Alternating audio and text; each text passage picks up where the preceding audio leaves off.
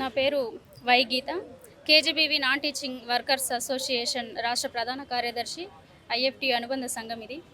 ఈరోజు కస్తూర్బా గాంధీ బాలికల విద్యాలయాలు రాష్ట్ర వ్యాప్తంగా 475 హాస్టల్స్ ఉన్నాయి. దానికి తోడుగా ఈ రాష్ట్రంలో మోడల్ స్కూల్స్, అర్బన్ రెసిడెన్షియల్స్లో పనిచేస్తున్నటువంటి కార్మిక వర్గం అందరికీ సంబంధించి కూడా ఈరోజు ఈ విద్యా సంవత్సరం ప్రారంభం కాగానే ఒక ప్రభుత్వం ఇచ్చినటువంటి ప్రకటన ఏంటంటే 61 సంవత్సరాలు దాటినటువంటి వాళ్ళందరినీ కూడా ఈరోజు ఉద్యోగంలో నుండి రిమూవ్ చేస్తూ ప్రభుత్వం జీవో నెంబర్ 60ని విడుదల చేయించింది.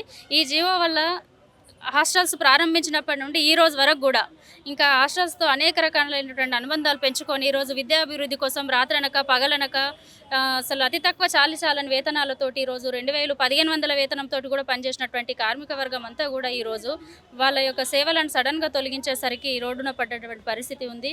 ఈరోజు కేవలం ఆడపిల్లలు మాత్రమే సేవలు అందిస్తూ ఆ మండల కేంద్రాలకు ఆరుబయట ఉన్నటువంటి కేజీబీవీలకు ఈరోజు రాత్రిపూట పాములు కానీ అనేక రకాలైనటువంటి ఆకతాయిల నుండి కూడా ఈరోజు బాలికలను కాపాడి వాళ్ళు కంటికి రెప్పలా కాపాడి సేవలు అందించినటువంటి వాళ్ళను ఈరోజు సర్వీస్ నుండి వాళ్ళను పంపించడం అనేది కరెక్ట్ అయిన పద్ధతి కాదని మేము భావిస్తూ ఉన్నాము. వాళ్ళను ఇతర రంగాలలో పనిచేస్తున్నటువంటి సిబ్బందిని ఏ రకంగా అయితే గౌరవంగా వాళ్ళకు రిటైర్మెంట్ బెనిఫిట్స్ ఇస్తూ వాళ్ళ యొక్క వృద్ధాప్యాన్ని గౌరవించి పంపిస్తారు, అదే రకంగా ఈరోజు కేజీబీలో పనిచేస్తున్నటువంటి మహిళా శ్రామికులను కూడా ఈరోజు గౌరవిస్తూ వాళ్ళ గౌరవవేతంగా రిటైర్మెంట్ బెనిఫిట్స్ ఇచ్చి దాంతోపాటు పెన్షన్ సౌకర్యం కూడా కల్పించి ఈరోజు వాళ్ళని రిలీవ్ చేయాలని చెప్పేసి మేము ప్రభుత్వాన్ని డిమాండ్ చేస్తూ ఉన్నాం. రిలీవ్ అవుతున్నటువంటి వాళ్ళు ఈ సంవత్సరానికి సంబంధించి 600 పైచిలకే ఉన్నారు. అది ఇక ఈ విద్యా సంవత్సరం నుండి ఇంకా ప్రారంభం. ప్రతి సంవత్సరం 500, 600 ఇక వేజ్ అవుతున్నటువంటి వాళ్ళు వెళ్తూనే ఉంటారు. పెన్షన్ లేదు, ఏం లేదు. వాళ్ళకు వస్తున్న వేతనం కూడా 9,750 రూపాయలు. అది మొన్న 30% పిఆర్సీ పెంచిన దాంతో కలుపుకొని ఇది ఇతర రంగాలతోటి పోల్చి చూసినట్లయితే వీళ్ళు ఉదయం 6 గంటల నుండి రాత్రి 7 గంటల వరకు ఉంటున్నారు. రోజు 3 పూటల భోజనము. దాంతోపాటు 90 కేజీబీవీలు కాలేజీకి అప్గ్రేడ్ అయినాయి. విద్యార్థుల సంఖ్య పెరిగింది. అయినా పెరిగిన సంఖ్యకు అనుగుణంగా వీళ్ళకు సిబ్బందిని పెంచకపోయినా వీళ్ళు పనిభారం ఎక్కువైనా కానీ అక్కడ అనేక కష్ట నష్టాలకు ఓర్చుకొని పనిచేసినటువంటి వాళ్ళకు ఈరోజు ఎలాంటి బెనిఫిట్స్ లేకుండా పంపిస్తారు అనేది మాత్రం చాలా తీవ్రమైన బాధ. ఫుల్ టైం వర్కర్సే వీళ్ళందరూ. మేము అన్ని జిల్లాల నుంచి వచ్చాము. జిల్లాకు 3-4 వచ్చాము. మాకు రెగ్యులరేషన్ గురించి వచ్చాము. మేము 2003 నుంచి చేస్తున్నాము. 21 సంవత్సరం కంప్లీట్ అయిపోయింది మా సర్వీసు. అయినా కానీ మాకు సరైన జీతం లేదు, 100% శాలరీ లేదు, ఫిక్స్డ్ జీతాలు ఇస్తున్నారు. 27,000 జీతాలకే పనిచేస్తున్నాం. మేము 630 చిల్లర ఉన్నాం. 636 మంది. మాది 21 సంవత్సరం సమస్య. 1 సంవత్సరం కాంట్రాక్ట్ అని తీసుకున్నారు మమ్మల్ని. అప్పటి నుంచి కాంట్రాక్ట్లోనే ఉంచుతున్నారు. ఇప్పుడు రెగ్యులర్ కోసం వచ్చాము మేము.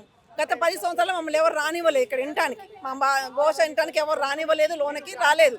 ఇప్పుడు రానిస్తున్నాను అని వచ్చాము మేము. విషయం చెప్పాము. అధికారులు మంచి స్పందించారు. మాకు మా విన్నపం తీసుకున్నారు. మీది న్యాయమైన కోరికేనమ్మా, మీరు అడిగేదంటే రైట్స్ ఉంది, మేము చర్చించి మీకు న్యాయం చేస్తాము అని చెప్పారు. కస్తూర్బా గాంధీ పాఠశాలలు, ఆదర్శ పాఠశాలలు, model schools, URS urban residential schools ఏర్పాటు చేసిన తర్వాత మొట్టమొదటి బ్యాచ్ రిటైర్మెంట్ అయ్యే బ్యాచ్ ఈ బ్యాచ్. రాష్ట్రంలో దాదాపు ఒక 400 మంది పైగా మహిళా కార్మికులు మొత్తం కూడా రిటైర్మెంట్ కాబోతున్నారు. పర్మనెంట్ ఉద్యోగస్తులకు ఏదో రకమైన రిటైర్మెంట్ బెనిఫిట్స్ గవర్నమెంట్ ఇస్తుంది, పెన్షన్ లాంటి సౌకర్యాలు కల్పిస్తుంది. కానీ కాంట్రాక్టు అవుట్సోర్సింగ్ పద్ధతుల్లో ఈ విద్యాలయాల్లో పనిచేసినటువంటి మహిళా శ్రామికులకు ఎలాంటి సౌకర్యాలు కల్పించకపోగా రిటైర్మెంట్ బెనిఫిట్స్ కూడా అందజేయడం లేదు. ఇప్పటికైనా రేవంత్ రెడ్డి ప్రభుత్వం ఈ మహిళా కార్మికుల పట్ల ఆలోచన చేయాలి. ఎందుకంటే వీళ్ళు దాదాపు ఒక 20 ఏళ్ల కాలంలో విద్యార్థినులకు, అమ్మాయిలకు అనేక రకాలుగా సేవలు అందజేశారు. వాళ్ళకు వంటలు వండి పెట్టారు, వాళ్ళ సంరక్షణ కోసం పనిచేశారు, విద్యా అభివృద్ధి కోసం కృషి చేశారు.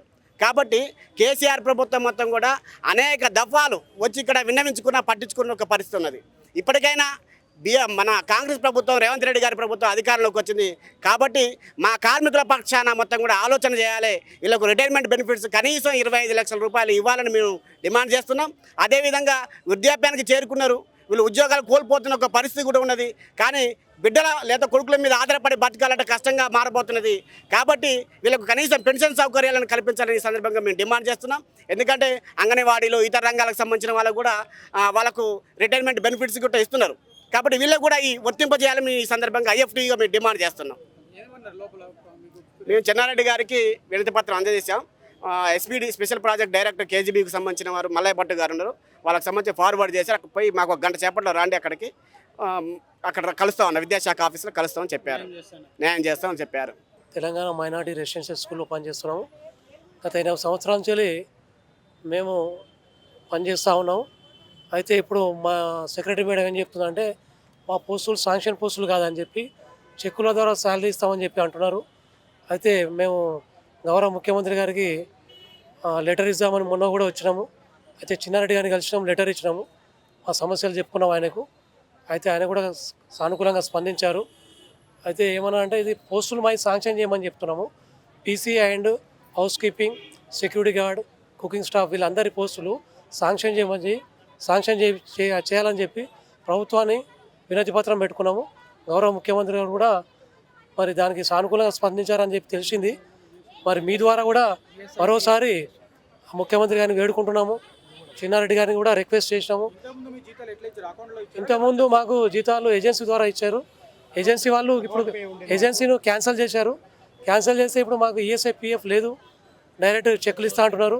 దానివల్ల ఈఎస్ఐ అంటే మేము ట్రీట్మెంట్ తీసుకోలేము, మా ఫ్యామిలీకి ట్రీట్మెంట్ తీసుకోలేము, మాకు చాలా ఇబ్బందికరంగా ఉంది. దాని గురించి మేము మరోసారి వచ్చి ఇప్పుడు మరి ప్రణాళిక మండలి వైస్ చైర్మన్ చిన్నారెడ్డి గారిని కలవడం జరిగింది. కలిసి మరి వారికి మరోసారి విన్నవించుకొని వారికి లెటర్ ఇచ్చాము. సార్ మరి దయచేసి మమ్మల్ని మరి శాంక్షన్ పోస్ట్గా మార్చండి సార్ అని చెప్పి తెలియజేసినాం. మేము దాదాపు ఇప్పుడు 3000 మంది ఉన్నాం సార్ రాష్ట్ర వ్యాప్తంగా మైనార్టీ డిపార్ట్మెంట్లో. అది ఇవే పోస్టులు కాకపోతే ఏంటంటే దీన్ని శాంక్షన్ పోస్టులుగా మార్చాలని చెప్పి విజ్ఞప్తి చేస్తున్నాం మీ ద్వారా. ఫస్ట్ ఏమో అవుట్సోర్సింగ్ అని తీసుకున్నారు సార్, తీసుకొని ఈఎస్ఐపిఎఫ్ ఏజెన్సీ వాళ్ళకి అప్పేపి ఈఎస్ఐపిఎఫ్ ఇచ్చారు. ఇప్పుడు ఏజెన్సీని క్యాన్సిల్ చేశారు. క్యాన్సిల్ చేయడం వల్ల ఇప్పుడు ఏమంటే మాకు ఈఎస్ఐపిఎఫ్ వస్తలేదు. ఇప్పుడు డైరెక్ట్ చెక్ అంటే ఇప్పుడు యాజ్ ఏ లేబర్ వైజ్గా అయిపోయినాం, మేము డైలీ వైజ్ లేబర్ లాగా అయిపోయినాం. కాబట్టి మేము మన ప్రభుత్వం ఏం చేయాలంటే స్పందించి ఎమ్మడే మమ్మల్ని శాంక్షన్ పోస్టుగా మార్చాలని చెప్పి విజ్ఞప్తి చేస్తున్నాం మీ ద్వారా.